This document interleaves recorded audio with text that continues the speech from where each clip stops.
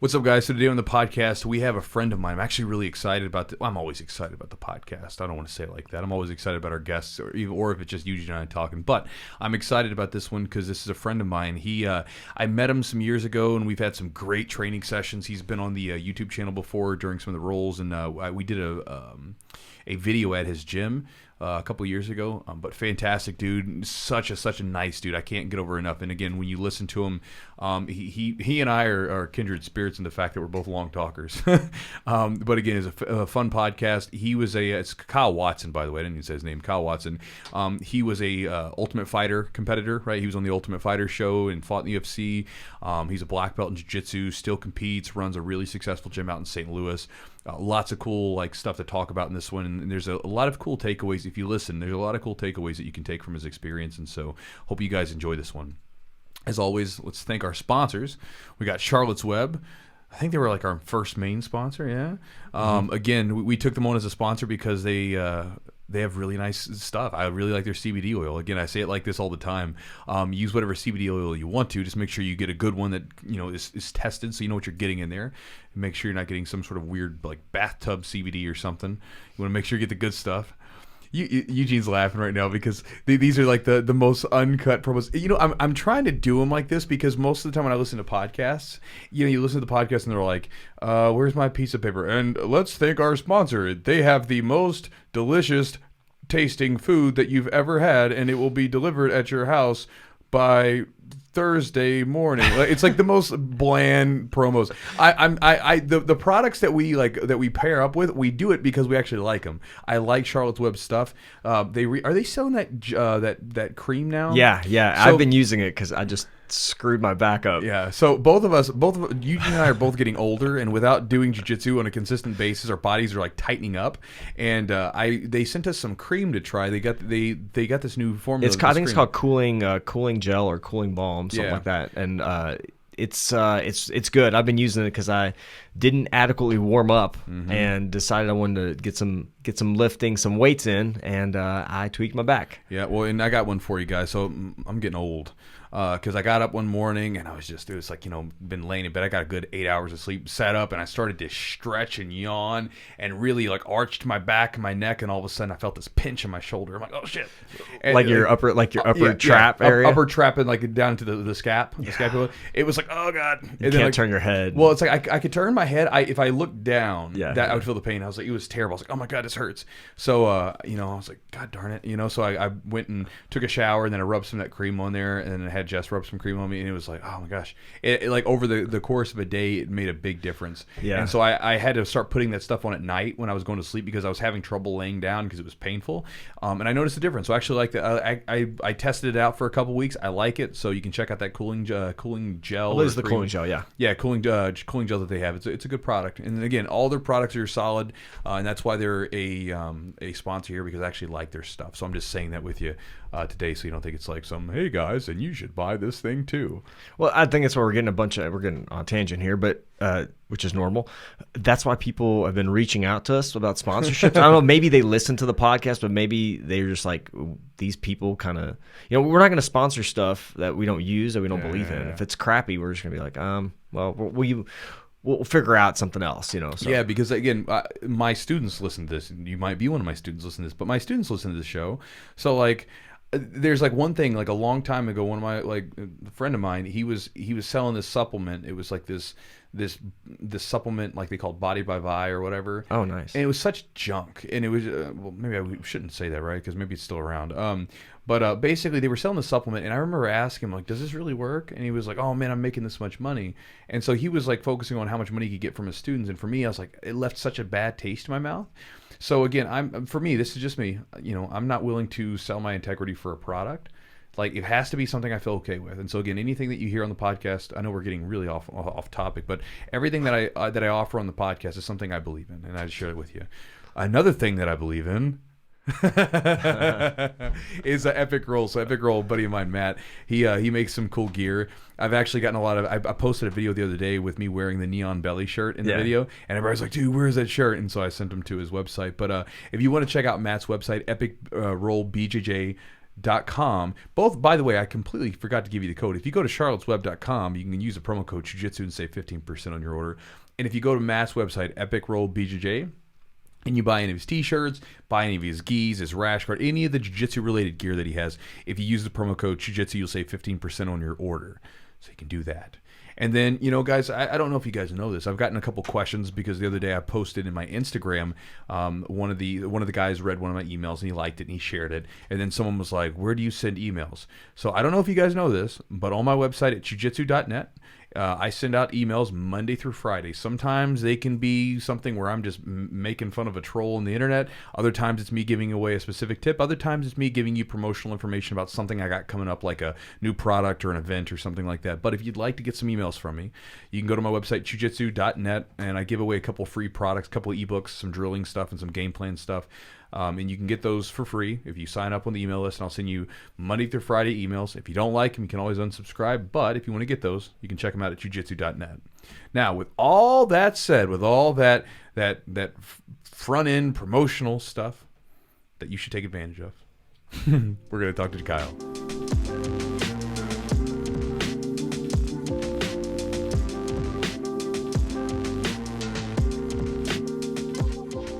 Man, the beard is alive and well, and bro, your co-pilot has a beard also. Nice. Yeah, we're doing it. You look nice and groomed.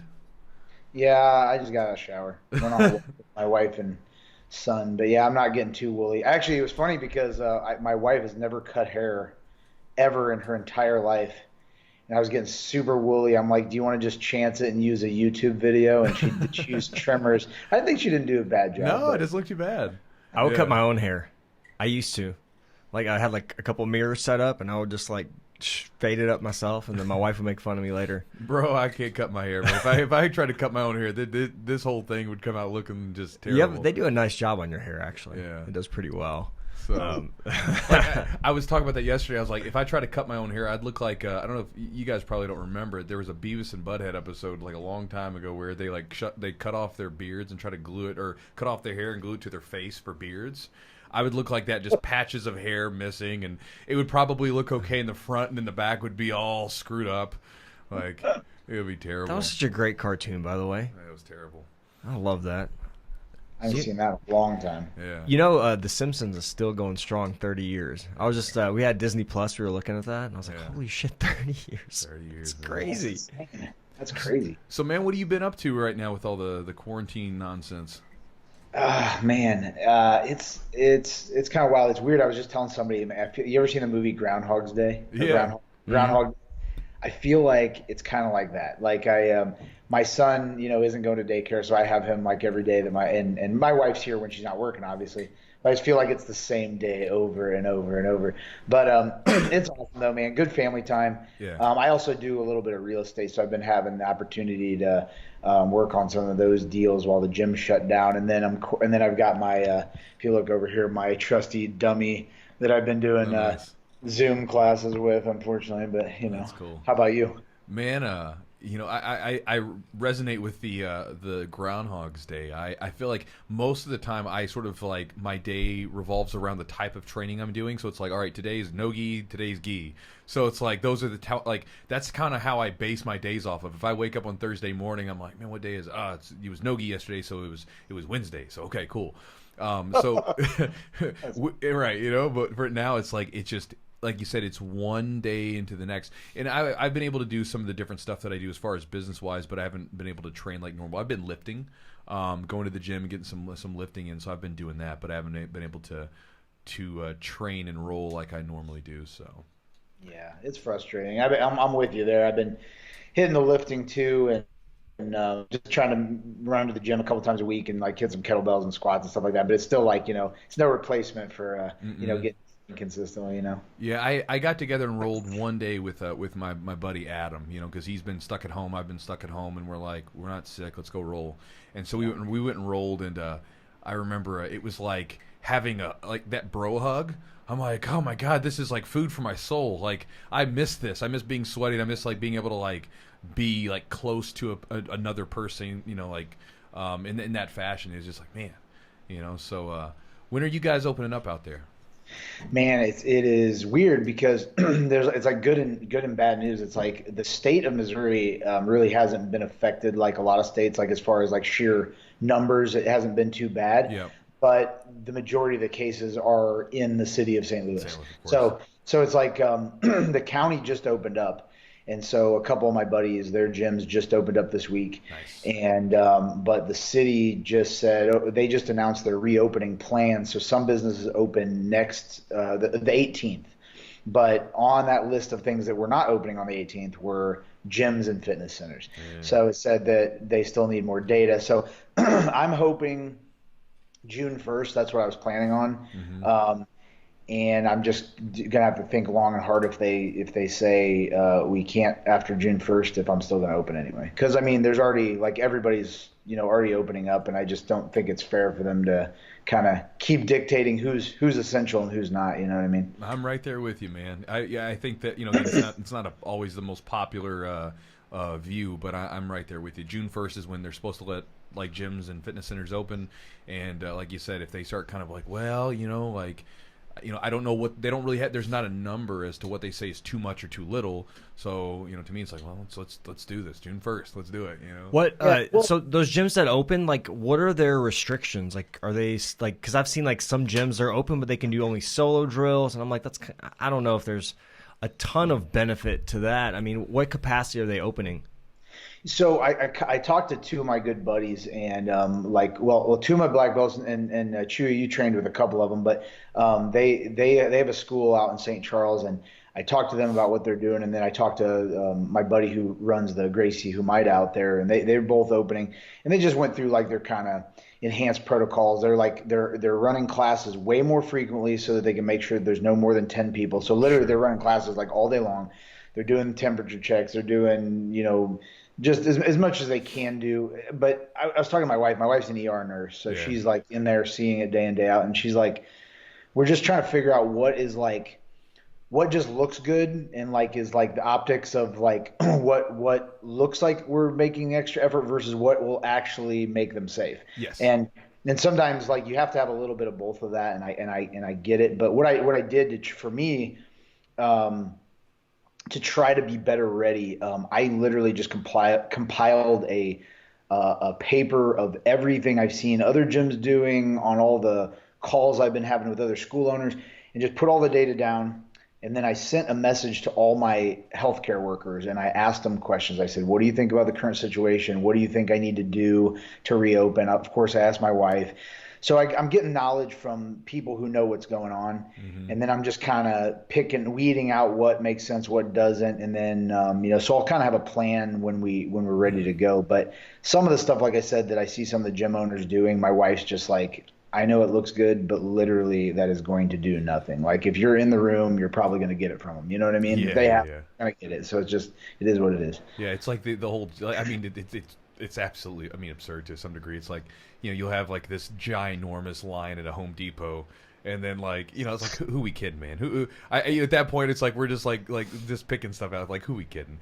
It's interesting. It's interesting like how there's really not a ton of consistency. Per se, or not even a lot of guidance, like because I think jiu-jitsu is such a unique, it's not just like a regular gym where you go to lift weights, everybody stays 6 feet apart, which not sure if that's really going to even do anything. Work anything anyway. Yeah.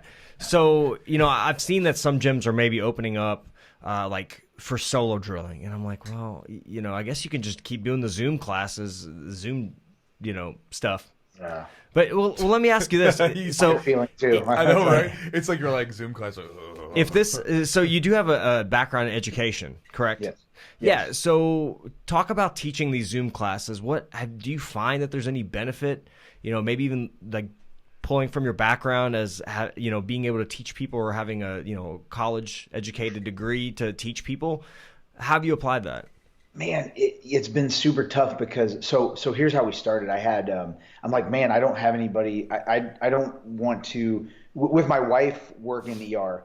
I'm one of those people that's probably more susceptible. So I was not wanting to be around people because of my risk to them, not their risk to me.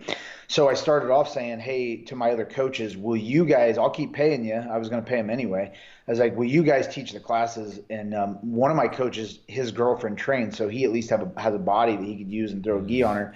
And then I have my striking coaches. There's two of them that like live together or they're around each other all the time. They said, hey, we'll go do it too. So we started that, but then my jiu-jitsu coach was like, hey man, I think people would be more engaged if it was you. I mean, it's one thing to like have the assistant coaches, but if it's you. So I was like, you know what? I'm going to buy an expensive dummy. I'll put mats in my basement. I'll do what I can do. And my wife is even willing, but she's literally never done a day of jiu-jitsu, so I didn't think that would work out. And don't kill me, wife, but the dummy would probably give me better energy. But so no, I'm just kidding. She's super tough. We've actually been wrestling around on the mats, and like she's like way stronger than I thought, and she was picking up stuff really quick. But so anyway, I started jumping in and doing some classes with the dummy, and I bought a nice one so that I had the ability to do more, and I can show quite a few things. But what I noticed is it started off with like, a week of like 15, 16 people, and then it was like a week of 12. And then it was like a week of 8, and then the last couple of sessions have been like 6. The one good thing is everybody, each call, almost everybody has a dummy or a partner. Like everybody's been making those at-home dummies. So at least the people who are staying with it are getting like trying to stay engaged. But I've just seen it dwindle, and I just think that, man, it's just not the same. You and I know it's just like it's not the same as like when you were there and able to touch them and talk to them and just help them. Yeah. It's different. I was talking to one of my black belts, and him and I are both like jiu-jitsu nerds. Like we'll start like we'll sit at the end of class like playing around with different techniques, and we're like, oh, I'm trying this right now, and we're studying stuff. And he and I were talking with each other the other day, and we were like, I just don't have the drive to really study right now because I can't use anything. It's like, it's fun to watch like maybe matches. It's fun to watch that kind of stuff or see interviews with people. But as far as like watching techniques and stuff, because I don't get to go in and like, all right, I'm going to try this on like Bob and see if it works because Bob was killing me with his half guard the other day. You can't try it. So it just doesn't have that same sort of, the game of rolling is to me is like part of it's that along with the actual fun of the game, but the camaraderie that whole thing that goes on with rolling. That's the thing that really is like the addictive nature to jiu-jitsu. Oh, yeah. It's not the techniques; it's like the testing it out on each other and like all that stuff. Absolutely, no, I agree completely, and I noticed too that I even tried, well, what if I kind of change it up? In like one session, I made it a little bit more cardio based, and I did some fast passing on the dummy. I thought maybe, but you know how like, yeah, maybe some people start for fitness, but once they get addicted to jiu-jitsu, like that's kind of like a side benefit. That's not really what, the deal is. And so I just don't think that that's enough. I think at least with with my striking coaches, like kind of same thing. You can get away with, if you have a heavy bag, you can do a lot of combos. And you can still get a good workout there, but man, it's even there. It's not the same. It's super tough. You're not getting any like resistance. You're not getting any feedback. It's just kind of like you're. I feel like for me, I've trained for over 10 years, and I want to choose brown belts. But like for me, I wasn't as motivated, like I said, to even like pick up new things because it's like.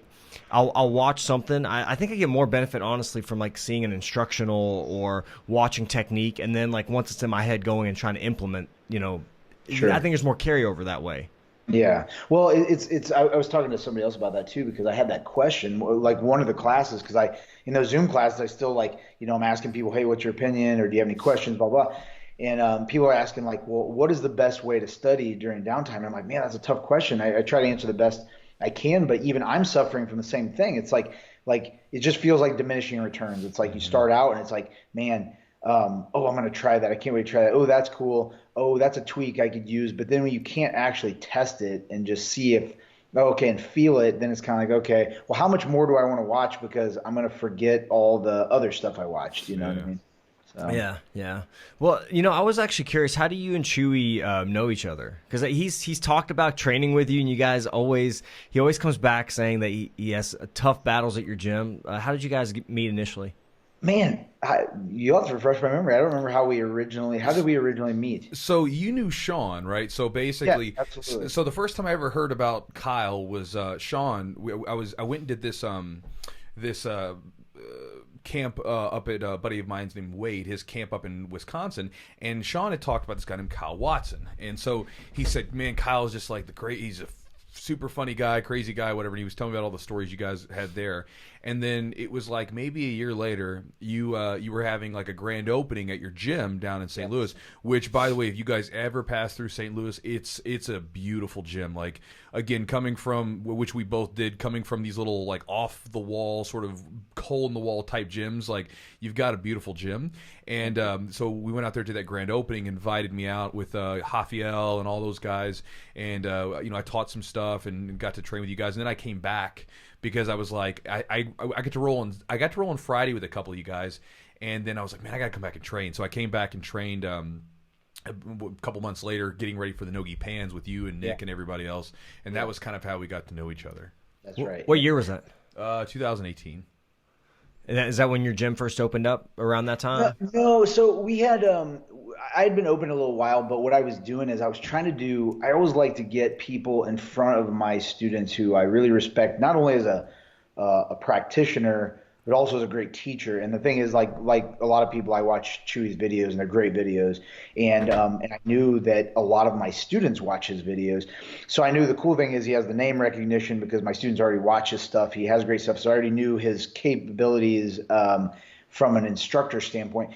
So I always try to get good people in front of my students. So what I've been trying to do is annually, I've been trying to do like a black belt camp, and I'll invite multiple instructors to come in, and they each take kind of turns and just and just try to give them some value and some different perspectives, just different games, different styles. And over the last couple of years have been great. Well, that first time I did it, I had several different people coming in from different places, and I was just looking for people, like different people I think my students would really learn well from, and Chewy was top of the list, and he was willing to do it, and I was like, oh yeah, this is awesome, great. And so that's how it worked out. It was great. Chewy, what do and I'm curious, Kyle, for your opinion, what do you consider a tough gym? Like what constitutes a tough gym? Tough gym. Yeah, like you said, you always get tough rolls. Is it like the intensity? Is it the skill? Is it both? Is it? I mean, it's just one of those things where, I mean, it's kind of a hard thing to put an exact, like, sort of quantifiable, this is it, right? Like, obviously you go to some gyms and, like, you feel like some guys are really, really tough or really technical, and that constitutes a tough role, right? Because if they're technical, you're fighting through that battle. Then there's other guys that are just gritty, and even if they're not as technical, they're still gritty and they're tough, whatever. I don't know what it is, but I just remember, like, when we got down there and we were rolling, the rolls were tough. Guys were technical, they were pushing themselves. But again, it was one of those things where it was a cool environment, and I thought that was a really neat thing because you don't always see that where we were out training at Kyle's, there were several other black belts. Not all of them were from his gym, were training there, and we were all training together. So some guys from different parts of the area, and we were having these really tough training sessions. But it was one of those things where, and this is to me how you find maybe a good gym, is like people could turn it on. But then when you're like done training, it's not like it's like there's no bad blood. It's like, if someone swept you or you swept them or there's a submission, you get up and high five each other, or like, you get up and almost congratulate them for like getting the takedown. It was a fun thing. So those are like the tough roles, but those are the fun ones too. Absolutely. I couldn't agree more. And yeah, I think there's a lot of things like Chewy said that make a tough gym. Like, I think it's great when you go to a gym and one, they're hospitable. And then two, though, when you do roll, it's like that. It's like when you're in the middle of the match, you're both going hard. You're both going because you're both competitors. But before and after that buzzer, there's that camaraderie and there's that friendliness. And it's like, oh, yeah, good job, man. That was a fun roll, fist bumping and what have you. And it's too, I think it's awesome when you find gyms, too, where that's the nice thing about, I think, us being like real open-minded and like wanting to learn from other people and not being like, I want my gym to be the best. I want my gym to be the best. And being open-minded is that then you get to learn from so many great guys and you get to cross-train and learn from so many different people. So it's nice when you can go to a gym and like be like, well, this guy, maybe he's not super technical, but man, he's tough as nails, gritty. And then this guy's super technical and this guy's big and this guy's small. But they, like, every match you're going to get something a little bit different, but still good. You know what I mean? Yeah, man. Because I was talking about your gym, I just like to bring this stuff up because a lot of newer people in jiu-jitsu, the people that just started within the last few years, they really have no idea as to the the amazing facilities that they have, because a lot of times they probably go in there and look and like they just kind of, this is normal now, right? It's normal to have these nice gyms. What was it like your first place, the first place that you ever trained at? So you got into, martial art, mixed martial arts, whatever you were doing, and then you were like, okay, I'm going to start training for this stuff. What was that first facility like? Okay, so I started when I was in college, and I went to a quad day where all the sport clubs have their stands set up where they give you literature and they sell you why their style of dragon kung fu is the best or whatever it is. And I found this one called Goshin Jitsu, and it was pretty raw. And they had it at it was really funny because in the rec center at the University of Illinois, they had a room called the combat room. And it is a padded room wall to wall. Like all the walls are padded, the floor is a wrestling mat. And this is where Goshin Jitsu took place and a lot of the other sport clubs. But the guy who ran it was kind of I still love him to this day. They call him Joker. He's a doctor, but he's also a very sadistic martial arts practitioner. And his sport club did a little bit of everything. We did submissions, strikes, throws, all wearing a gi. And it was kind of like when he took over, he kind of mixed the traditional club roots with his interest in MMA and just started like kind of just combining everything. And so that was my start. So in the combat room at the rec center at the University of Illinois, in this padded room, and then he just noticed that I didn't mind being his guinea pig, and he would literally like, after every session for about 30 minutes, I just let him beat the shit out of me and like try things on me. And then after that led to, he's like, hey man, you seem to really like the ground stuff. He's like, let me introduce you to my jiu-jitsu coach. And that's when he introduced me to Jack McVicker. And then I fell in love with jiu-jitsu from there, and it kind of spiraled. Where was Jack? For those that live in the Midwest, Jack's like, he's been around forever. Like he's one of the OGs. Where was he training at the time? So he had two clubs. He ran one in Terre Haute, Indiana, and then ran one in Champaign. And oddly enough, he still to this day still makes that drive. Like every other day, he drives. It's like an hour and 40 minutes, and he drives one day he's in Terre Haute where he lives, and the next one he's in Champaign. Well, but the way I met him when Joker. His name's Mike, but he goes by Joker. He introduced me to him. He just did a 1 day a week at the rec center. He goes, hey man, come look. He's gonna do Jeet Kune Do and Brazilian Jiu Jitsu. He brings out some pads. We did some stick work, some knife work, and then we did some grappling. That was 1 day a week on Fridays. Well, then I would see Jack always bring these guys with him to demonstrate, and these guys were like badasses. I remember looking at them like, I want to be one of those guys. I want to be the demo guy that gets beat up, but they look badass. You know what I mean? So I was going to his Friday once a week sport club thing. So I started talking to him like, well, how do I get to your like main academy, or how do I come to your main academy? He's like, well, it costs this much, and you got to drive over here, and obviously it was off campus. And at the time I couldn't afford it, but I was like, man, I'm gonna work. I want to do this. So I picked up extra shifts. I had a part-time job while I was in college to help pay for everything. And I'm like, I'm just going to work more. And I did. And then like a semester or two later, I started going at his regular facility and training more like regularly, like, 3 to 4 times a week. What was your background? Like what drew you into this weird padded room where you got beat up? Like what was your desire to do that? It is weird. People ask me all the time, and I probably explained the story on a million podcasts, and it's like I don't really know how to put a finger on it. When I was growing up, I was from a really small town. To describe it to you, when people make fun of towns that like their main sport is cow tipping, that's like my town, and it's like it had 1,000 people in it. Didn't even have a single stoplight. I had 55 people in my graduating class, so super tiny. And but growing up, I was always like watching Van Damme movies and Steven Seagal, and I always tell people, because this is true, I probably still have them in a box somewhere, maybe I threw them away, but I would go to Litchfield, Illinois, which is the neighboring town, and I would go to their family video, and I would buy their used UFC VHS tapes. So like Ultimate Japan, Ultimate Brazil, I'd buy them. You could buy them for a couple bucks, and I'd take them home and watch them.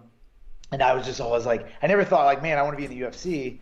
I just always thought I wanted to be able to kick people's ass and say I was cool, you know what I mean? So that kind of, I didn't have the outlet because I'm from this, small cow tipping farm town.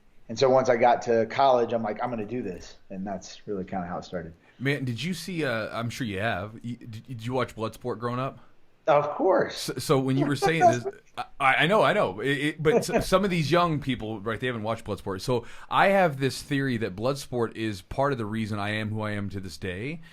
Because I, granted, it's all BS. It's not real, but they said it was, and so it made me think it was. And so I watched that show, and I would watch it every time it came on reruns on like TBS or whatever.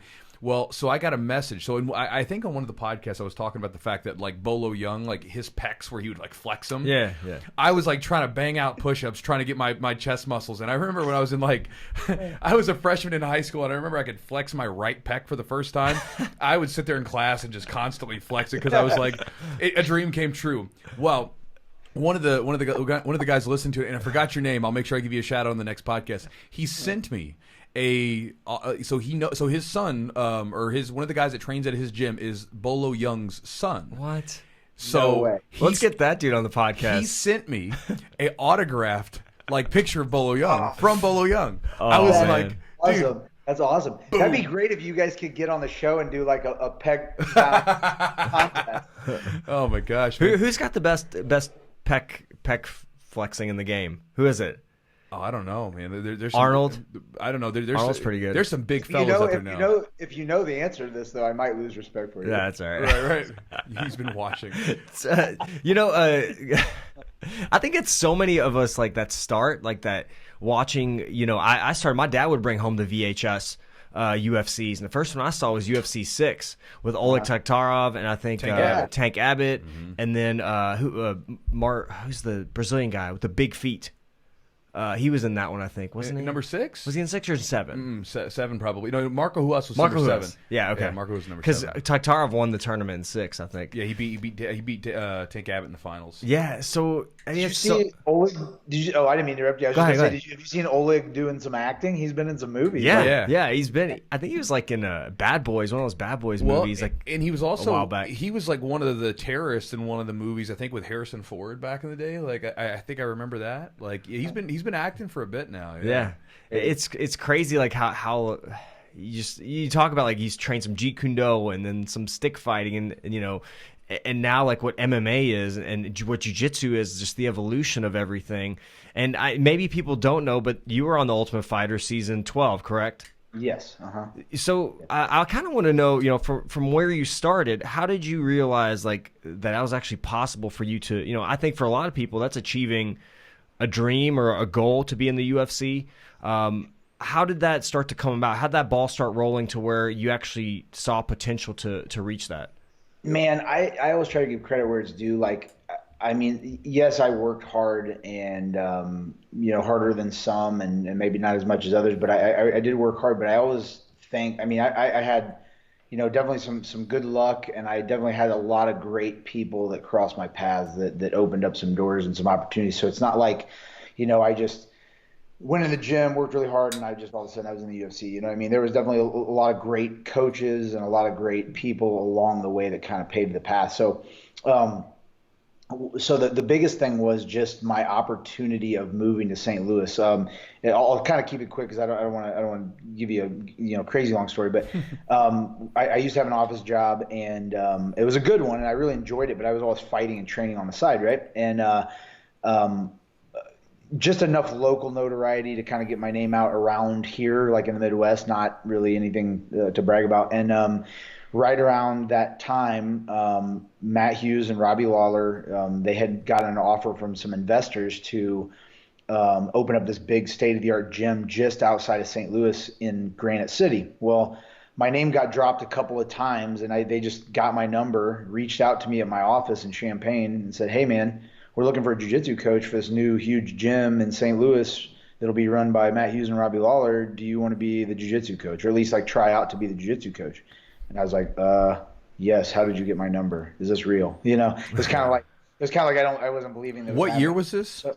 This was 2008. Oh yeah, so it would have been like, is this like, am I getting pranked or something? Like 2008, getting called to be a jiu-jitsu coach? Yeah, so yeah, so it was kind of crazy. So I was training and and I was teaching a little bit already. Like one of our sister academies in Peoria needed a hand teaching some jiu-jitsu. So during my kind of my like I'd already started fighting. I was already fighting, but hadn't really made it like any like super big shows or anything. But I had a trade with a really good Muay Thai guy in Peoria that if I came over there and taught jiu-jitsu one night a week, I could do privates with him and then train in his Muay Thai class. So I'd go over there, and it was for jiu-jitsu, it was a sister academy of ours. One of our black belts was over there. So anyways, I was driving back and forth. So I was training, and I was already teaching, but I was teaching as a purple belt. I think I was like maybe a 3-stripe purple. And get this call. I drive down, a couple hours to St. Louis. I meet with Hughes. I meet with Mark Fiore, who was like the head guy, and then I met with this other guy, Todd, who was going to be the gym manager, like manage the front end, And we talked for like 2 hours, and we just hit it off. I mean, within a couple minutes, we're like busting each other's chops like we had known each other for a long time. And I could tell right away it was going well. And I could tell they were thinking, oh, this guy's the guy. So they made me an offer. I kind of played hardball with them a little bit because I wanted to have a little more security that I'm going to get up and leave a very lucrative office position that I can go somewhere with to go down here and do this and just take a gamble. And they were willing to match the salary I was making. And I was like, oh, okay, so that's cool. So I had to make some decisions, leave some things that I had going on in Champaign, but I just picked up, left, moved in. Actually, it was funny because one of my college roommates who happened to be living a few minutes away, about 20 minutes away from the gym. And I said, hey, man, is there any way I can move in with you? And he's like, yeah, sure. And I already knew I could live with him because we lived together in the dorms. Well, then shortly after I moved in, I started being the coach at it was called the Hit Squad, Hughes Intensive Training. But then my buddy's like, hey, man, I got this job offer and I'm going to move and I'm selling my house. And so you got to figure out something else. Well, right at that same time, the gym was on a decommissioned military base. And they converted these old military barracks into dorm rooms. And right about that time they became available. So right when he sold his house, I moved. I was the first guy to move into these dorms, these fighter dorms. Yeah. And yeah, man. And then the rest is history. So I started teaching. Well, I guess back to your original question. Sorry, I'm a roundabout talker.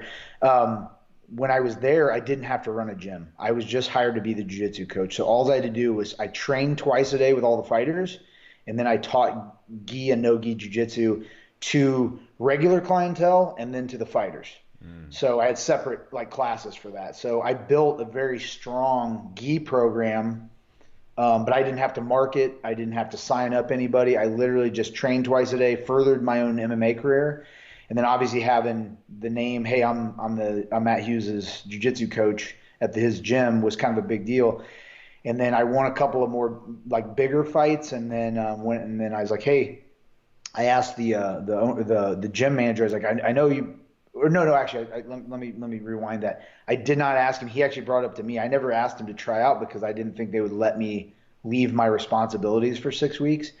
But he came to me and said, hey, man, did you see that they're casting for lightweights? He's like, you want to try out? And I'm like, man, would you let me leave? And he's like, yeah, if you get your classes covered. And at the time I had like Josh and Steve and a couple of guys that could cover my classes. And so I went and tried out and made it on the show. So it really helped me being in that situation where I was training with a ton of good fighters and obviously having Hughes' name there, Robbie Lawler's name there. And then I went and I did rock the tryout too, though. So I wasn't really like just the name. I mean, I had a good tryout too. How was it like, did you have to fight to get in on the show at that time, or was it like they were just picking people like from like training and? Yeah, so you went to a physical tryout. I went to Charlotte to try out, and they did, you do like a couple of minutes of grappling, you do a couple of minutes of striking, then you do an interview, and then in each stage they cut people. So some people don't even make it to the striking, some people don't even make it to the interview. Well, then out of like, I don't remember how many people they had between videotapes submitted and the people who tried out, there was a few thousand people, and then they whittle it down. They call you and they whittle that down all the way after the tryouts to like 85 people. And then they call you and say, do you want to come back to Vegas and do a longer interview with like the Spike TV producers at the time? And then they also do thorough like background checks on you at that point, and medicals. They take you and do medicals because they aren't going to do medicals on like thousands of people, right? They're whittle it down. So anybody that doesn't pass anything, if you've had former head trauma and it doesn't pass, or anything with your vision, or you have any domestic violence on your record, and then you got to make it with the Spike TV producers. You got to show some flair. So then I got whittled down from 85 to I made the 28 that had to fight to get into the house, and then I won my fight to get in the house. So I made the final 14. So it was a pretty wild whittled down process, you know. What was it like being on that? Because I mean, from what I understand, right? Like, you know, you're in this house, you can't do anything. Like, they take pretty much all of your contact from the outside world away, at least from what I understand, and they give you a full liquor cabinet, right? Which is a smart idea. I guess it makes for good TV. Yeah. Right. But what was that like for you, like being on the show? Like, what was that whole experience like? So I tell people all the time that it was like, I just feel like you've never done it. Like, it's just so hard to like understand, because, and why I say that is like, when I never thought it would be easy, but I thought the mental part of it would be easy. I feel like I'm mentally tough. I'm strong there. I feel like that's an area, like I'm a very focused person. So when I asked my wife if it was okay, at first she kind of had some reservations. She wasn't like, "You're going to be gone for 6 weeks." No, whatever. And then once I kind of let her know like what it could really do for us, and like, you know, what it could how it could help, you know, just a lot of things. And she's like, okay. And I was like, you know, I'm going there. I have a job to do. I'm going to do it. I didn't think it was easy from the standpoint, like, I'm going to go there and just beat everybody and win. I just meant that I can just go there. I have a job to do. It's only 6 weeks. I'm going to go there. Boom, it's done. That's what it is. But man, the first couple weeks were not bad, because you're like, oh man, I get to train with GSP every day, like 4 hours a day. I get to train with John Danaher every day, 4 hours a day. And I'm going to be on TV, and all this stuff, kind of like all this, like, you're so excited. But I'm telling you, man, by the 3.5, 4 weeks in, you'll do anything to get out of the house. Like, you want to shoot yourself, like, because they take away everything. They take away, like you said, your support network. You can't talk to any family. Even unless someone's like on their deathbed, you cannot talk to anybody.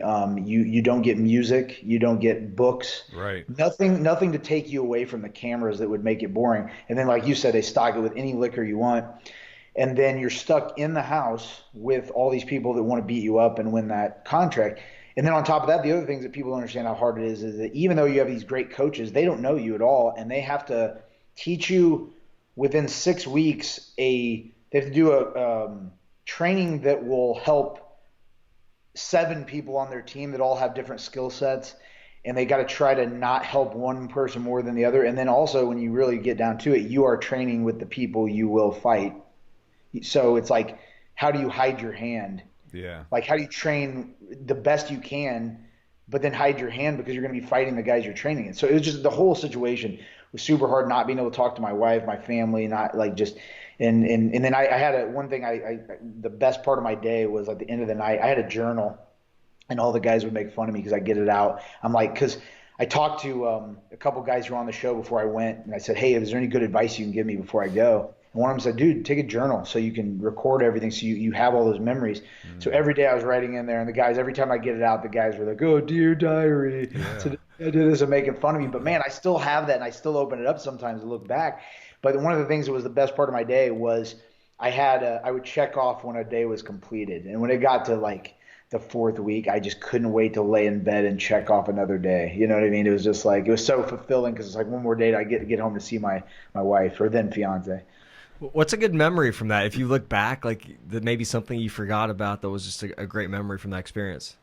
Well, it's funny because I had a captive audience. A couple of my students kept asking me, like, hey, can we watch any of the episodes from your show, The Ultimate Fighter? So I just posted all of them on our closed Facebook group. So recently, just in the last couple weeks, they got to watch every episode, the bloopers, everything that happened behind the scenes.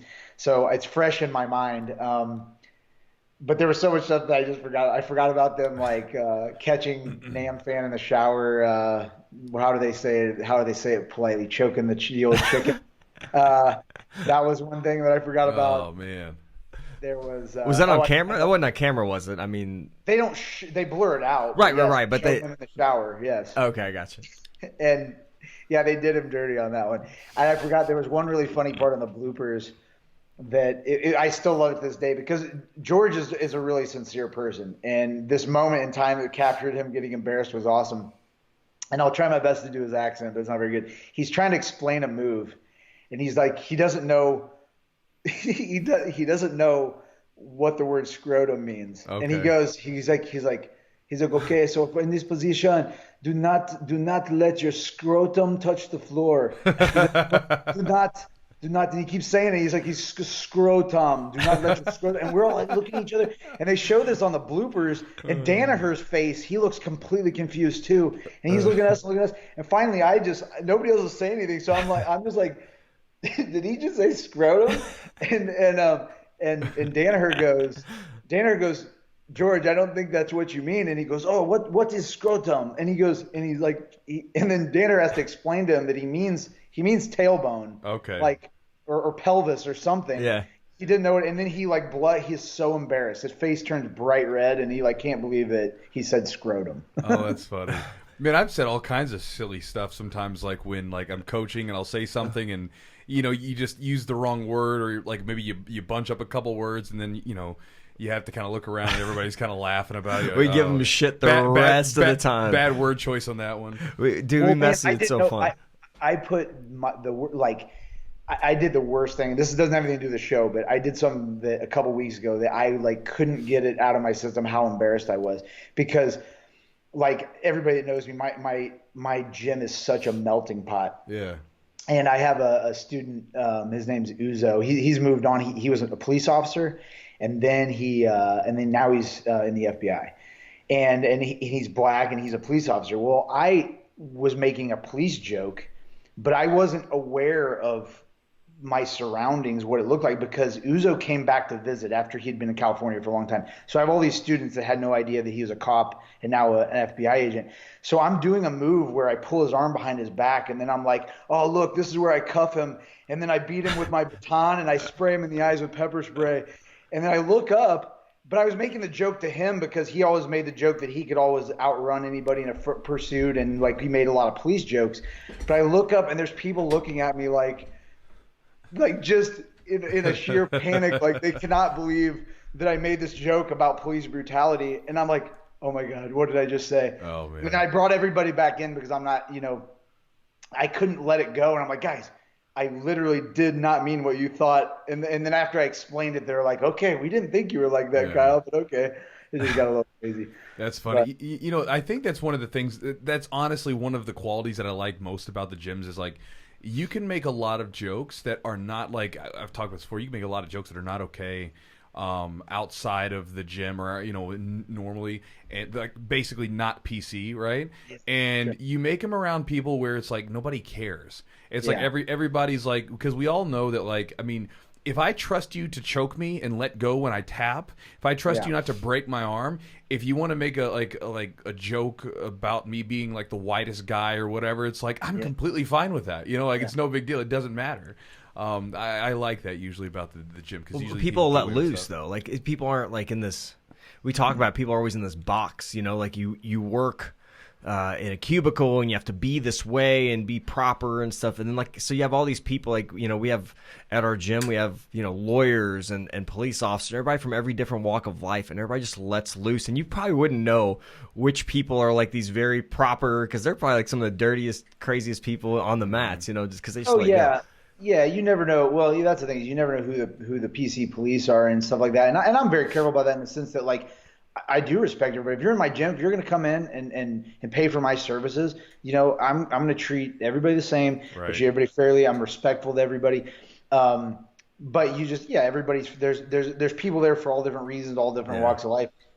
But it's just funny sometimes like that when you just don't realize you stuck your foot in your mouth. And I was just like, oh my God. And I went home and I had to tell my wife, because I'm just I cannot believe that I made that joke. And it totally my jokes are bad always anyway, but they're not they usually are just known as really bad dad jokes. Right. On that, I'm usually the same way. I can't think of an exact example, but I know I've done that before where I've hey guys, come back in. I didn't mean it that way. That's not what I meant. That kind of thing. It usually has something to do with a penis joke or something. Probably.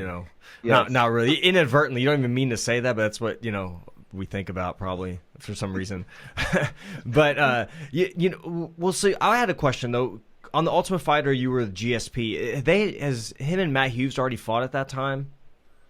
Yeah, so one really odd thing on that was, yes, they had fought. And what was cool was George, I went and trained with him after the fact. I went up and trained at TriStar for a little while.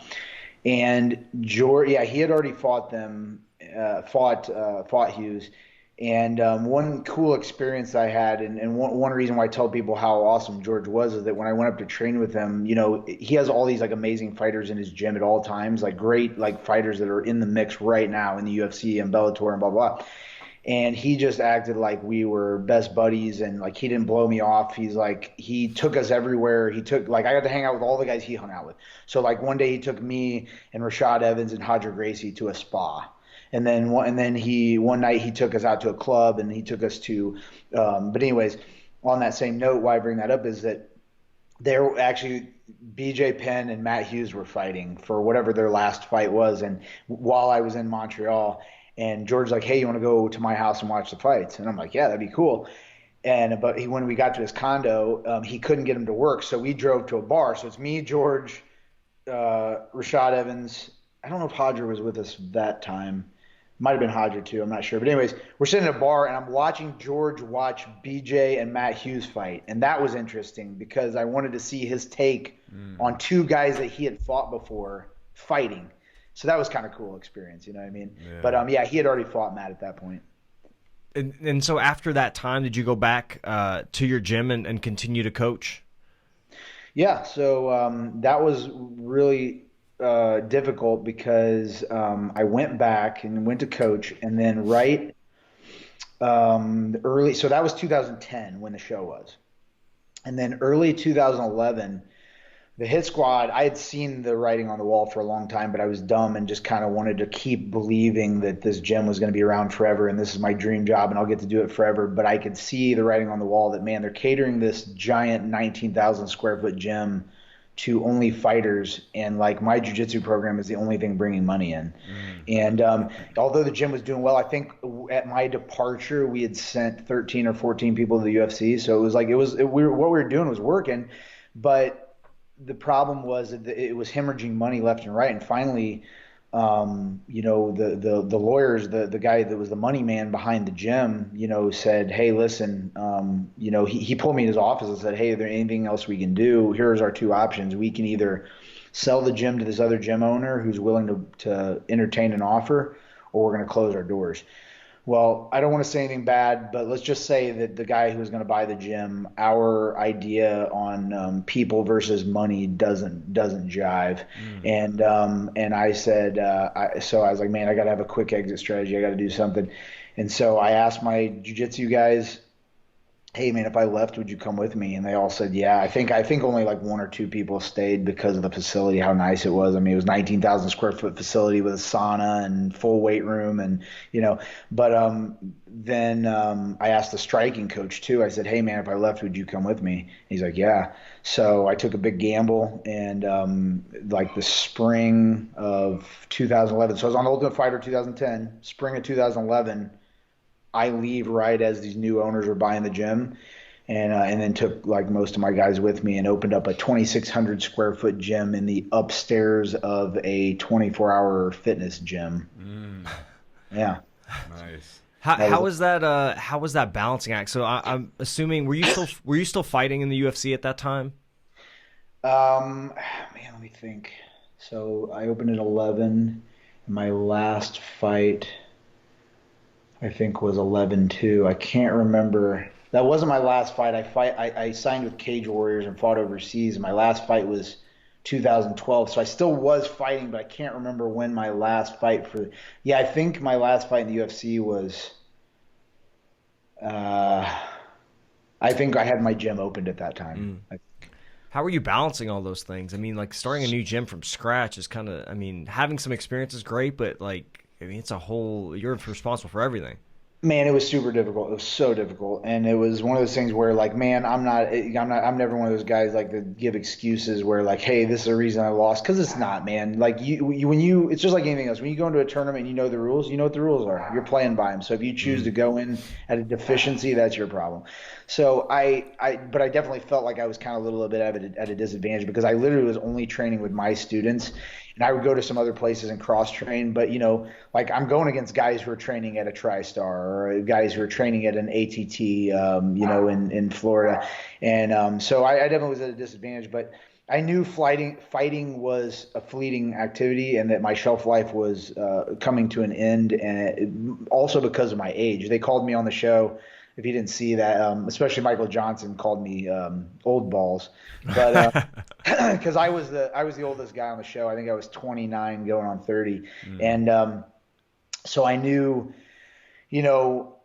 I was getting past my prime. I could already tell just in training that I was slowing down a little bit. My attention was so much on the business, but I was just like, man, I want to do it. So anyway, it was a blessing in disguise that the UFC cut me, because my thing is, let's say I would have won the show. I didn't do bad. I won 3 fights by submission, and then I lost to a decision to the winner of the season. Okay, so it wasn't bad. And then the UFC had me come back. I fought 2 more times. I won 1. I lost 1. So I went 4-2. I went 4-2 under the UFC banner. So I was still happy with that.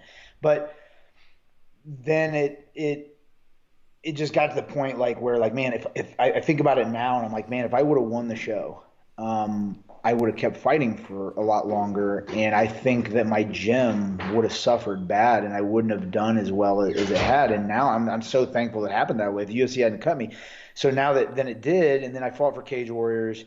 I fought overseas a little bit, and then finally got to the point where, like, I talked to my wife, and I'm just like, man, I don't know if traveling, because the pay wasn't nearly as good as the UFC. And I'm like, I don't know if traveling is a reason to keep fighting and get my head pounded in. And I'd already been knocked out a few times between training and actual fights. And I wanted to make sure that if I ever had a kid, that I would be able to raise him and wasn't going to be messed up in the head. So I was like, you know what? I should just focus on the gym and cut my losses and not, take any more head trauma and what have you. And it was the best decision I could have made. Now I'm in a 10,000 square foot gym, and my student base is pretty awesome. And it wouldn't have happened otherwise. So I think it was meant to be, kind of thing. Was it difficult making that decision to stop fighting? Like, I mean, I don't know if there was like a clear like epiphany or sort of moment where you're like, okay, this is done. I'm done fighting, or if it sort of slowly crept up on you. But was it a difficult decision? It was super difficult, and my wife can verify this. My beautiful wife's walking down the stairs right now. No, you're good. You're good. She's working out, so she's like trying to be quiet. No, it's good. It was super, super hard. Actually, it was funny because I was on Josh's podcast just a little bit ago, and he asked me, or we talked about the same thing, and I couldn't admit it. I couldn't admit it for a while. I distinctly remember, even for maybe like 2 years after my last fight, people would ask me, "Hey, Kyle, because in like Facebook timeline, people don't know, they just see what you post. So they don't know, like, if I don't put out a post that says, hey guys, I am retired, right? They don't know that you're retired. So people would message me all the time and be like, hey, when are you fighting next? Or when's your next? They would still think I was in the UFC. And I'd be like, oh, I'm just, I'm really busy with the gym. Even though I knew in my head I was never going to fight again, yeah. I was just like, couldn't verbalize it. And I would just be like, oh, I'm just kind of waiting for the next opportunity. But then it got to the point where, like, probably late 14, early 2015, I'm like, no, I'm okay with saying it. I've come to terms with it in my head, and the gym was doing well, so it's easier to say, okay, I made the right decision. It's easier to admit it then, but if it would have been the wrong decision, maybe not, Yeah. Yeah, it's hard to let go of that stuff because you spend so much time doing it. I mean, you put yourself in there. I'm sure you had big dreams with it, then all of a sudden you're kind of like letting that side of yourself go so that you can move into something else. When you started doing jiu-jitsu more, like when I didn't fight like you did, but I fought for some years. But I remember when I stopped fighting and was able to dive more into the jiu-jitsu, like my game got better. I started to enjoy competitions more. How's that been for you, being able to, I know you still do some training in other areas, but as far as your competition goes, you're competing in jiu-jitsu right now. So how's that been, giving up the fighting and then focusing on the competition related to jiu-jitsu and that kind of stuff? Amazing. It's been amazing. Like I say that You have jiggling. It's just, man, it's such a. I'm not saying it's easier. Jiu-jitsu is still super hard. And competing is super hard. I fight some really, really tough guys, and I don't always win. You know how it is. But it's easier in the sense that I am not getting punched and kicked in the face. And the training is, I mean, jiu-jitsu training when you train hard is still hard on the body, but it's nothing compared to MMA training if you're doing it, you know, consistently, and all the up down, like getting like wrestling slams and get ground and pound and like, you know, just rammed against the cage and just, you know, all the 4-ounce gloves or, you know, the little gloves, and it just, I just love it so much more. And same thing I was kind of telling Josh is just that man, jiu-jitsu, I still feel like I learn something every week, and it's like there's such a deep well that is untapped that I feel like, you know, it's easy to still be excited about it this many years in, and I'm just excited that I can still preserve my body and still do something I love. But is it hard? Sometimes I mix it up with my MMA guys, or not mix up with them, but I teach an MMA class. Yeah. Sometimes when I'm in there, and I get to work with a couple of guys that are in the UFC right now, and sometimes I want to jump in there and I miss it a little bit. I'm like, oh, I just want to see if the old body still got it, you know? and then I watch how hard they hit each other and slam each other, and then I really quickly snap back to reality. And I'm like, but one thing I always ponder, and this is a thing where I wouldn't change things anyway, but what I think is interesting to think about when I look back and, like, you know, look at, like, I don't look at it as regrets. Like I said, everything happened for a reason. I think it's great things, but just wondering what would have happened, because I was always going.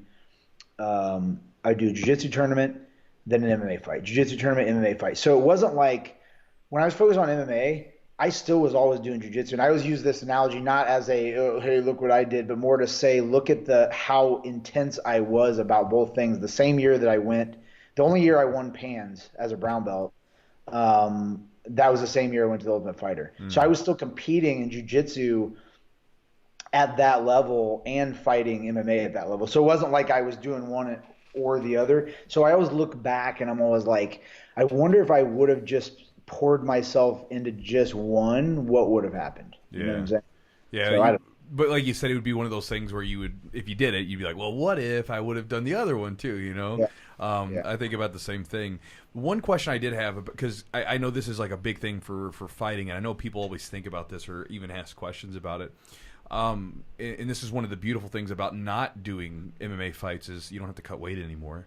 Because that was always brutal, was the weight cutting, you know, like it was something that was like you just kind of had to do it to some level, you know, some more than others. What is your, like, sort of, first off, what is your weight right now? I'm curious. And then, or what's your average weight right now? It may be a little bit heavier with the quarantine. But, But hit me right in the soul. Chubby. But what was your walking around weight when you were fighting? And then what was your weight that you would cut to? Because obviously you fought lightweights at 155. But what was your walking around weight back then? And how much weight did you usually cut? Sure. Well, before I answer that, I thought about having, I don't think that'd be good as a gym owner, but I thought about having some kind of contest of, like, who gained the most weight during quarantine. Or maybe you could do it like who gained the most versus how losing it at the end, you know? Yeah. But so here's the thing is I always thought I was a bigger lightweight until I went on the Ultimate Fighter, because then everybody's just huge, you know what I mean? But I was walking around usually, I'll say my high end, the heaviest I ever got for fights that I made 55 was 81. Ooh, okay. But that wasn't the normal. I would say normal, I was usually around like 76, 77. And then I would cut to 55.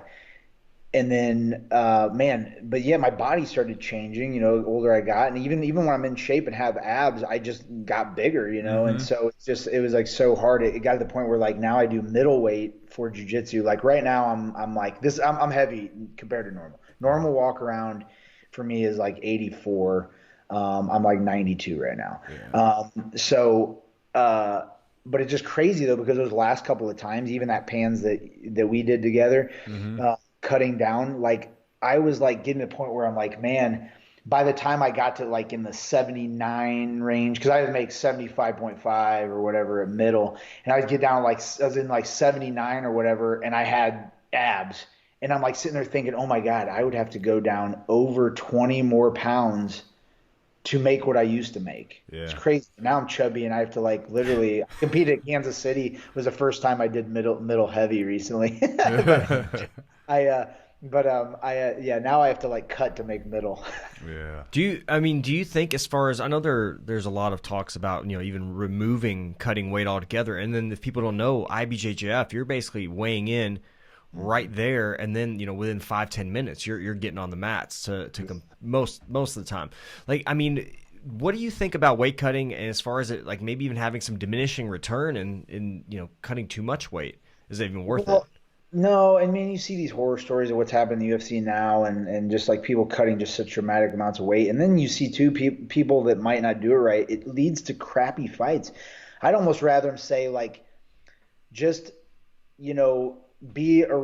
don't be any greater than, like, well, I guess it would still happen, but I'm just saying, like, you just see like some of these fights that look terrible because people cut so much weight and then they get like really lethargic and they're fighting and they look like all slow and they gas after the first round. Not everybody. There's some guys that are amazing weight cutters that can still do it, but I just think it's so dangerous on the body. And I like those.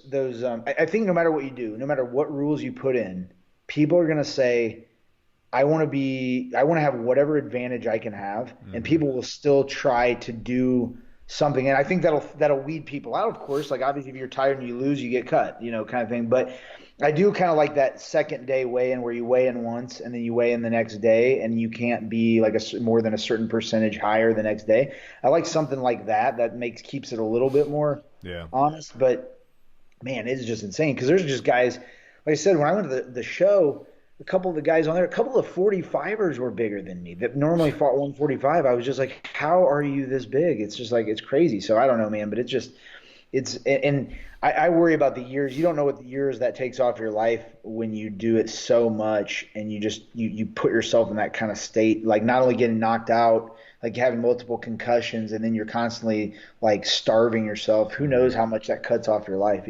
Yeah, I remember, like, I was at the UFC coaching one of my buddies, and I remember, like, when I would fight regionally, right? I was like usually around 85, right? That was what I usually fought at. And I was kind of middle of the pack. I wasn't the biggest guy, but I wasn't the smallest guy.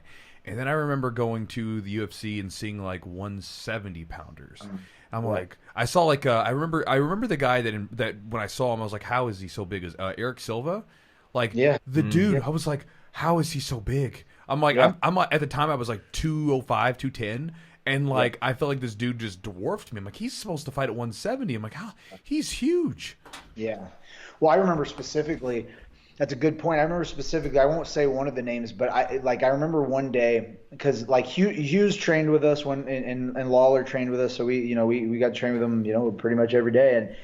And I remember one time being a 3-person group, and it was me, Hughes, and another UFC 170 pounder. I won't say his name. I mean, he's a good buddy of mine, but I'm just not going to throw him under the bus. But they're both 170 pounders, and just being a 3-man group and rotating and just feeling the difference between this young new 170 pounder and Hughes. Now, don't get me wrong, Hughes is a freak of nature strength wise anyways, but it was just so different feeling like, okay, this is a guy who maybe isn't an expert weight cutter 170 that's new to the UFC, and then here's this like genetic freak strong guy who's cut weight his whole life. And the guy over here, like, I could kind of, we were evenly matched and I could kind of do whatever. And then over here, like, Hughes could take my arm and stick it wherever he wanted and do whatever he wanted to me, kind of thing, and it was wild to feel that difference within the same weight class, Mm-hmm. Were you, I guess maybe were you coaching Hughes when he beat Royce Gracie? No. And I want to use this distinction because I never want to be like the guy that like acts like I'm more than I'm not. Like, I was the jiu-jitsu coach for Matt Hughes's gym. I would not say I was technically Matt Hughes's coach. Now let me say this. Would Matt do some of the classes I taught? Yeah. And sometimes we even collaborated. He would show stuff, then I would show stuff, and I would train with him, week in, week out. But he still like looked to Jeremy Horn as his jiu-jitsu coach. Gotcha. And so but Mark Fiore, who was kind of oversaw the whole gym, he kind of oversaw everything and all the training of the fighters and stuff like that. He was always in Matt's corner. So yeah, I wouldn't say I was specifically Matt's jiu-jitsu coach, but I did help him with stuff. Like, I mean, Sure. I helped him when he got ready to fight Henzo. And, I'm like, I mean, we definitely collaborated, but I know that if he was on here, he wouldn't be like, oh yeah, Kyle's Sure. not like, you know? Yeah, like I think you had talked about the evolution, kind of how jiu-jitsu, like you learn something new each time. That was kind of to me, obviously Hoist was like I think way past his prime at that time, and Matt Hughes was still I think in his prime. But I mean that was kind of the passing of the torch, so to speak, in a way. You got these wrestlers that are getting really good at not only defense, but now at being offensive with submissions. I'm curious for you, like when you started to now, like what have you seen has been kind of the biggest evolutions in jiu-jitsu, and also what do you see, like where do you see jiu-jitsu progressing to? Man, I think it is untapped. Like, there's still so much stuff. Like, I mean, obviously, I think nowadays, like, I've heard people talk about this before on podcasts, and I have my way of thinking on it. But like, I feel like, there's guys, these hybrid guys. Don't get me wrong. There's these hybrid guys that come up and they start just learning MMA. They just learn MMA, and it's like everything. And there's some guys out there that are fantastic that started that way. But I feel like, man, you look at most of these like high level guys, they started with some kind of pedigree in something. They were either like NCAA champion wrestler, or they were a jiu-jitsu black belt, or they were some kind of like stud striker or whatever. And back to kind of the question is, I feel like there's so much stuff that like is like regurgitated, and people get really good and then like at the same things, and then it just kind of comes down to whose timing and footwork is better. Versus like, I just feel like there's a lot of stuff that like look at like some of the innovation. I mean, like I think an example that comes to mind is like Ryan Hall. Like, some people might say, okay, no, let me back up. This is a better example. I've used this example multiple times. I talked to my student about it. Is that somebody might say, I would never use X guard in an MMA fight because the guy could just reach down and hammer you and punch you. And, a long time ago, I might be inclined to agree with that, except that I watched one of my teammates fight a very young Rory McDonald and lose his King of the Cage title. And Rory McDonald swept him 3 times in the same fight from X-Guard. And why I use that example is that you can't say something doesn't work in MMA. That's just a jiu-jitsu move, when the person is an expert in it and they can do it faster than you can respond. So like, for example, if somebody's really good at something, like you might say, I would never go to deep half guard in an MMA fight because they can elbow me. But if you got somebody like Jeff Glover or somebody who's just an expert. Verdun used it. Yeah, he used the deep half, yeah. Yeah, and they're such an expert in it that like they know what you're going to do and how to manage the distance so they don't get hit. They can use it. So I'm really inclined. It's funny because I like to try to take things, because I have a unique advantage of having fought for so long and actually used a lot of stuff in MMA and seen what works and doesn't work, and then know what is like realistic jiu-jitsu for sport and what's not. Then when I go in and I teach my MMA guys, I'm like, there's no reason you couldn't pull this off. There's no reason you couldn't do this. Like, when you look at like some leg lock positions, they'll put you on bottom, like the game over position. The guy can't even punch you, and then you have full range to heel hook him. You know what I mean? So I know I go on these long diatribes, but my point is I just feel like there's a lot of stuff that people probably don't do because they're not an expert in it, and they think, oh, that'll never work in MMA. So I just think there's a lot of people that are out there innovating, or there's some people that are innovating, and Ryan Hall was one that I brought up, that he's saying, look, there's a lot of stuff that isn't done that can be done. You guys just aren't doing it. You know what I mean? That's just my take on it.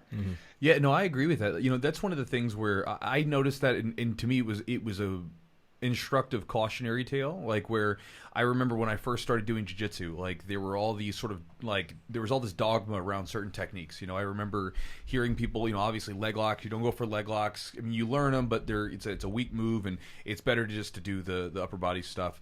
I remember being told that guillotines are low percentage techniques, like you can use them, but they're low percentage, and all these different like rules and things like that. And then you would see guys like, I remember like asking one of my coach that said that, guillotines were low percentage, and then I was watching like Joe Stevenson. I'm like, well, like is that low percentage? Like he's knocking the thing out of the park, And then I think that's kind of the thing. Like there's a Charlie Parker quote that I always go back to, which I find I think it's a useful quote. He said something to the effect of master the music, master the instrument, and then forget all that shit and just play music, right? Yeah. It's like your job is to learn all this stuff, and then it's your own job as a person, because it is an art, right? Martial art is theirs. It's an art form. It's a expression of self. Your style is different than your coach's style. You took all this stuff and you sort of melded it together and made your own version of it.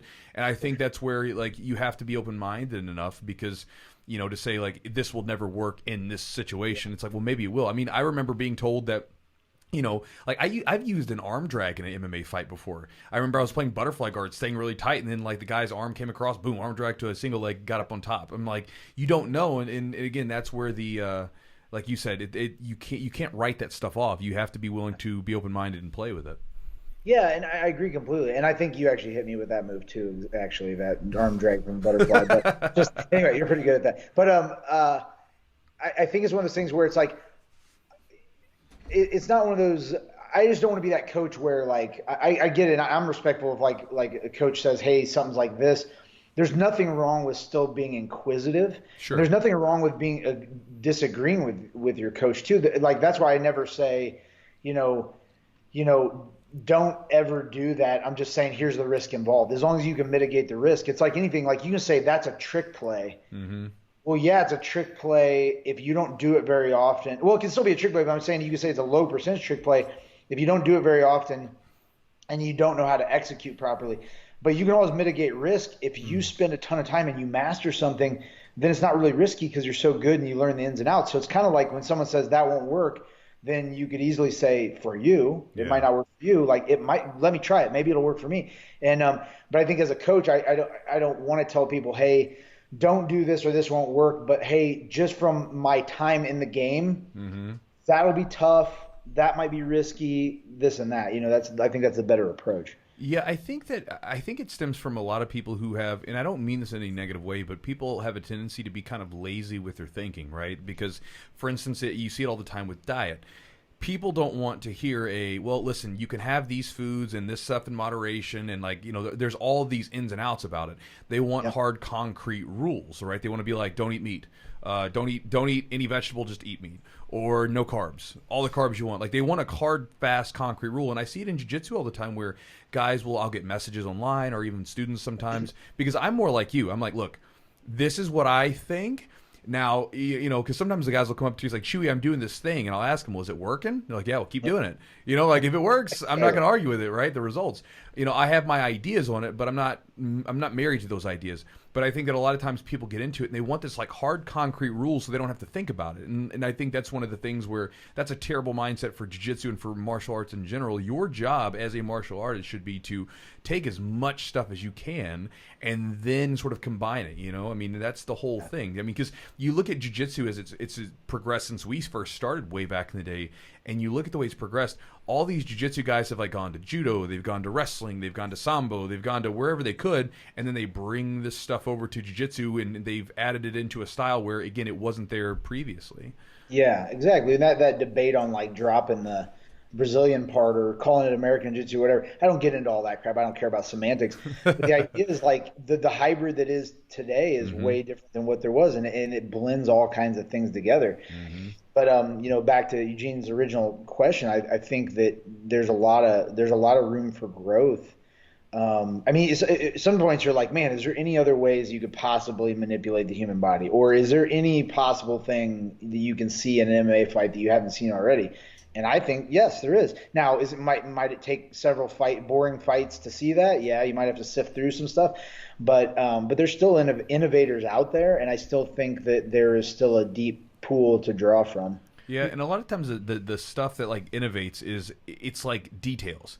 It's like the move's the same, but they changed like a couple grips and a few things changed, or maybe it's the moves are the same, but now they systematized it a particular way that's a little bit different than it was done before. It's still the same moves, but it's just done a little bit differently. So sometimes you see the innovation both with a brand new thing, and sometimes the innovation is simply more of like the details and sort of the depth of those details for that technique. Yeah, I think a lot of it has to do with the innovation, has to do with literally just making something more efficient. So like just you'll see innovation with like okay, a certain move was always applied. Like you always see the armbar done this way, and then someone's like, "Well, why do you have to do it this way? This is so much easier." And then okay, well that right there is an innovation. You know what I mean? So it's just I think it comes with like I say all the time that when you have thousands of people across the globe solving the same problems, you're going to get some people that think outside the box a little bit more. Yeah, I think also techniques kind of come and go. I think in popularity, somebody may be doing a butterfly for a while, and then maybe they get away from it, and then somebody just puts a tweak on it, and people haven't been practicing that technique for a while, and all of a sudden it's very, very effective again because it's been out of practice. I'm just using butterfly guard as an example. Sure. But like ebbs and flows, and even in striking, I don't have much experience striking at all, but like spinning back kick is perfect example. Like those have been shown to knock people out, but for a while they're like that would never work, or being more of a karate style practitioner, or front kicks, that stuff doesn't work. So, I mean, I think you see, people put their own spin, their own flair on it, and then it gets popular, and then everybody catches on, and then something else kind of gets left by the wayside, and somebody picks that up.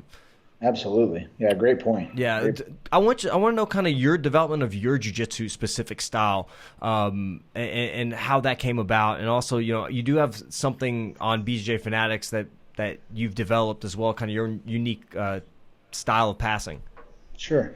Yeah. So over time, man, I think you always take stuff from your coaches, of course, and then all the people you train with. And I think mine's been an evolution of like, so when I first started training jiu-jitsu, when your wrestling sucks, you kind of have to be a bottom player. You know what I mean? So when I first started, like I had no wrestling. I always pulled guard. I always felt really good as a blue belt playing butterfly and sometimes closed guard, and I always played bottom. And then over time, though, like my then coach was always doing wrestling privates. And he was taking everybody down, and he was talking about how it's so much easier using gravity on your side and being on top. And and then once I started losing a lot more, I won a lot at blue belt, and once I hit purple belt and started losing a lot, I'm like, oh my god, I'm working too hard. I'm like, how could I change this? And that was one big thing he kind of imparted on me, was just like, hey man, maybe you get better at your wrestling so you can be on top, and then once you have that score on the board, you can kind of you can kind of stay tight. His whole thing I always love is what he used to always say, and I say this to my students all the time, is like, get on the board, get in your best scoring position as quickly as possible and get on the board, because then now it's not just you against your opponent, it's you and the clock against your opponent. And I always love that adage. And I try to impart that on my students. So then I started like, that was kind of hand in hand with my MMA. Like I started like, really understanding the importance of needing to be able to wrestle for MMA too. So I still really started devoting. So my jiu-jitsu shifted to much more of a top game, and with my concurrent activities with MMA, it just was forced. And also it's kind of funny because you can see that dynamic in my submissions, even because I've got quite a few submission wins, which is no big deal, but it's just funny because it's like triangle, triangle, triangle, triangle, triangle. And then as soon as my wrestling started getting better, rear naked choke, rear naked choke, rear naked choke, it's like, it's really weird. You can see that dynamic, but but now, like, so I still prefer wrestling, and I always like shoot. My submission percentage is extremely low, but my takedown and stalling percentage is pretty high.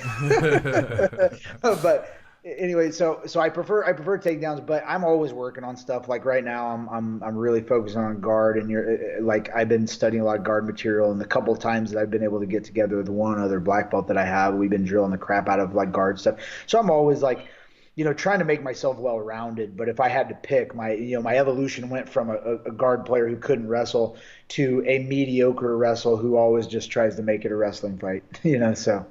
Mm-hmm. Well, talk about your passing or your mastering the knee weave. Talk about that kind of development of that technique.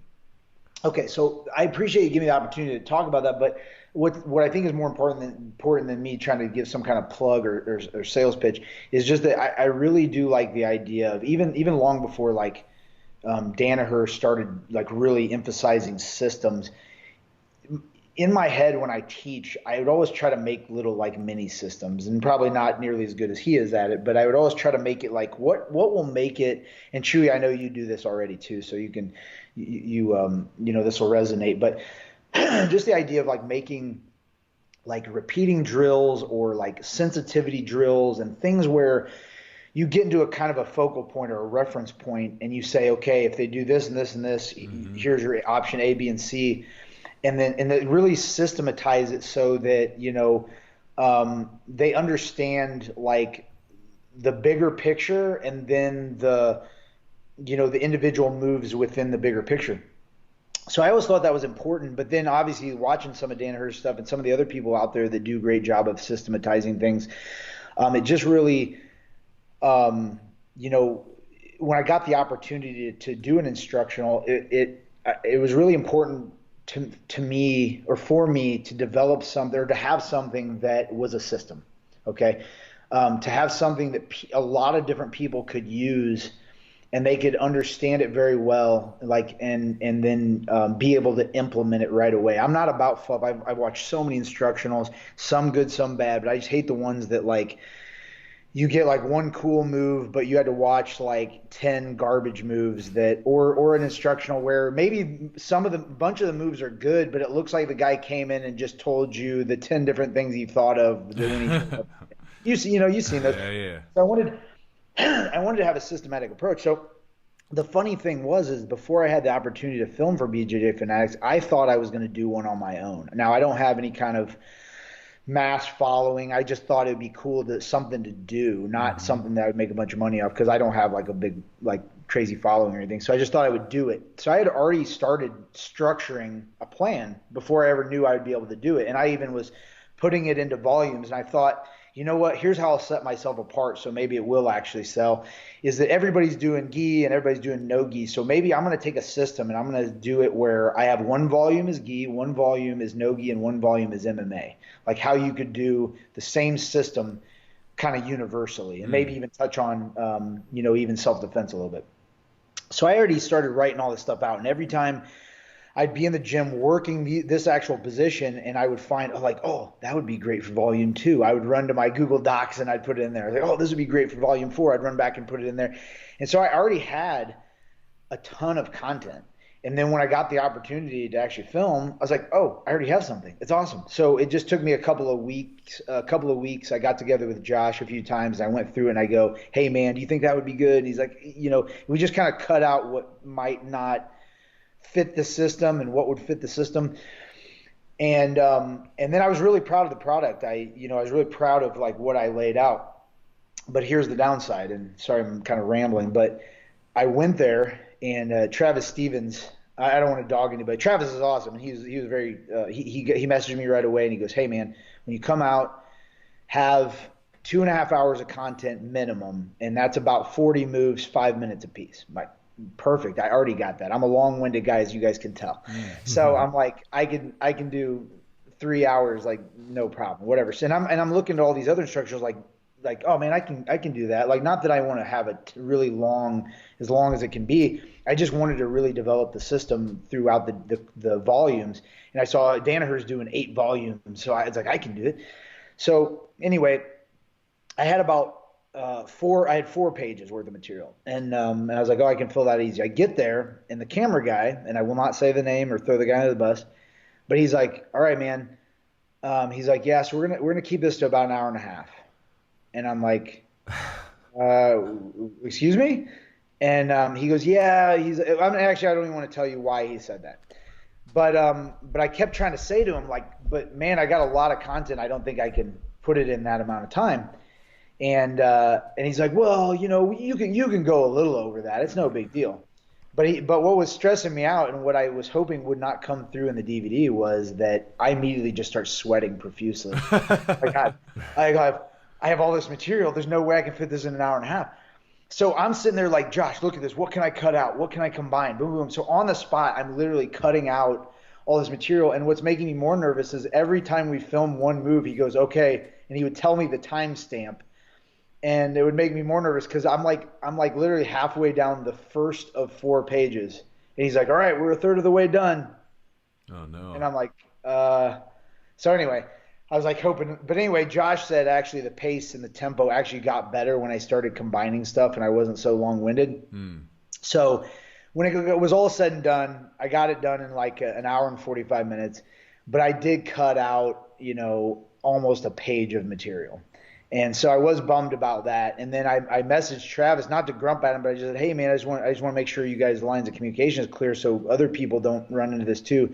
And he's like, oh, somebody's getting fired over this. And I was like, no. I was like, dude, no, I don't want anybody fired. I was like, literally, it had to have just been a miscommunication. But I just was a little bummed because I was like, I felt like I had all these dad jokes ready, and I had all this like I felt like I kept blanking because I was like nervous and sweating that it wasn't going to turn out all right. But I went back and I got to watch most of it, and I actually did think that the pace.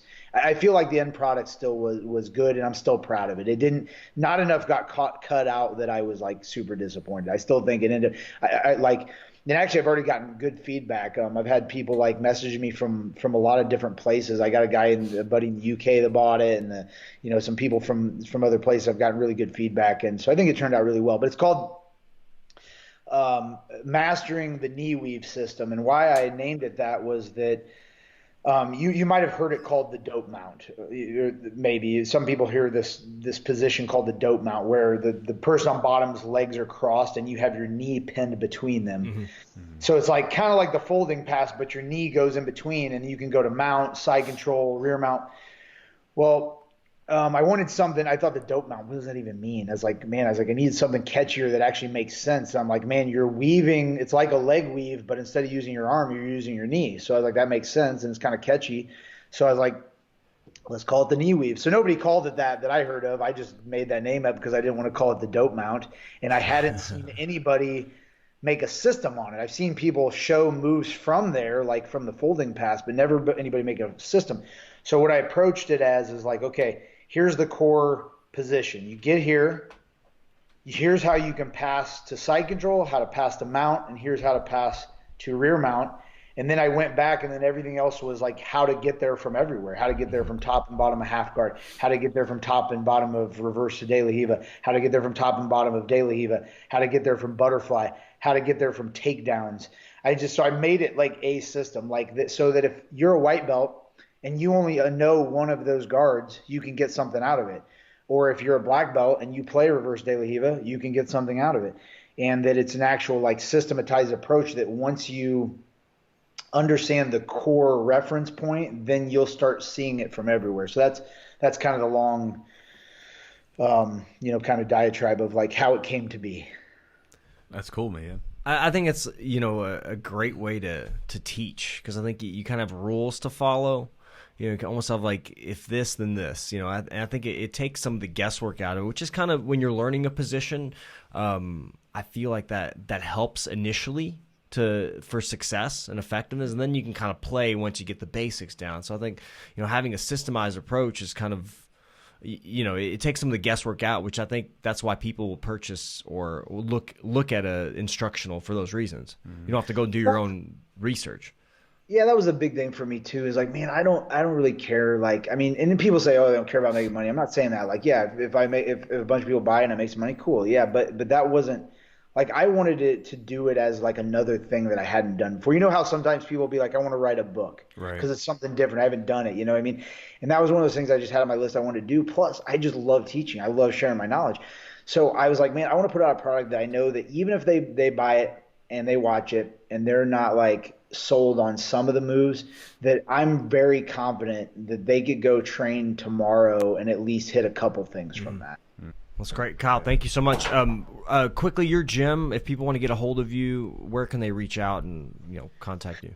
Yeah, man, I am on Facebook. I'm on Instagram. It's Watson Martial Arts. If you just search Watson Martial Arts, I think there is a Watson Martial Arts in Florida, and I actually do get people calling and asking to cancel their membership for their kids. And I'm like, I don't have kids. I think you're calling the wrong gym. Yeah. But I am Watson Martial Arts in St. Louis, Missouri.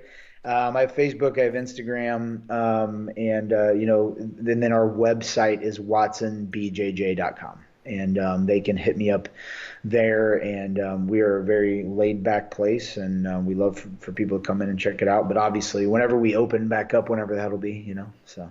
Hopefully soon. Yeah, appreciate your time, brother. Thank you. Yeah, no, I thank you guys too. And man, I just real quick, I want to say before I go, I know I've already talked a ton, but I really appreciate you guys giving me your time, allowing me to even talk and have to listen to me for this long. But I really respect, like, Chew, you've done a lot for me and my school, just in the sense of like all the information you've provided. Like, my students love your videos. I love your videos. I've referenced them multiple times, so it's something really cool, and it's nice to be able to chat with people you look up to. So it's cool stuff. Appreciate you, brother. Yeah. Thanks, guys. Thanks, you, man. Have a good one. Be safe. All right. Yep. Hopefully, y'all open up soon. I know, you too, guys. Take care. Thanks. Talk to you soon, brother. Uh-huh. All right, guys. So hope you enjoyed that podcast with Kyle. Again, if you want to support the podcast, you can check out our Patreon at patreon.com/the Jiu-Jitsu Podcast. We have all our little extras, some of the stuff that you don't hear about on the podcast. We put that on there. There's also we do some random tangents. If you enjoy the tangents between Eugene and I and some of that stuff, we put those on the podcast extras. And there's also some video content on there as well, showing some stretches and just different stuff that we throw up there. But if you want to check it out, it's cheap. I don't want to say cheap, because cheap's a bad word. It's valuable. It's inexpensive and valuable. There's lots of cool stuff on there that'll keep you entertained, and there's a lot of content. There's a lot for 2 years worth of video interviews, and there's some stuff with there's a seminar on there that you did. I mean, there's all kinds of stuff, and then the vault as well is awesome. You've got some new stuff coming out for that. I do, but we're not talking about the vault right now. We're talking about for less than 23 cents a day. So for you like this selling right here, don't you, Eugene? I was like, what is he doing with his phone? I was using the calculator. For less than 23 cents a day. So for actually, it's a little over 23 cents a day. It's 23 cents and. So listen, we'll round up to 25. So for that quarter that you found in your seat cushion, one of those quarters every day, you can listen to all kinds of stuff that you're listening to, like right now.